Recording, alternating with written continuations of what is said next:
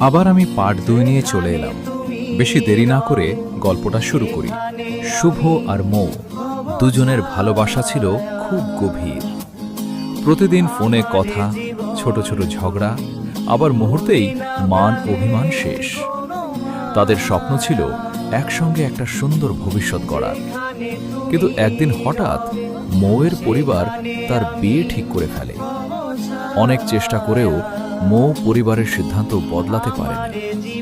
শেষবারের মতো সে শুভকে দেখা করতে ডাকে। পার্কের এক কোণে দাঁড়িয়ে মৌ চোখের জল মুছতে মুছতে বলল, আমি হয়তো তোমার হতে পারলাম না, কিন্তু সারা জীবন তোমাকেই ভালোবাসবো। শুভ কাঁপা গলায় উত্তর দিল, ভালোবাসা মানেই কাছে থাকা নয়, সত্যিকারের ভালোবাসা হলো দূরে থেকেও কাউকে মন থেকে ভালোবাসা। এরপর দুজন দুই পথে চলে গেল। সময় বদলাল, জীবন বদলাল, কিন্তু তাদের স্মৃতিগুলো কখনো বদলাল না। আজও শুভ যখন বৃষ্টিতে ভিজে, তখন তার মনে পড়ে যায় মৌয়ের সেই শেষ হাসি। ভালোবাসা সবসময় পূর্ণতা পায় না, কিন্তু সত্যিকারের ভালোবাসা কখনো শেষ হয় না।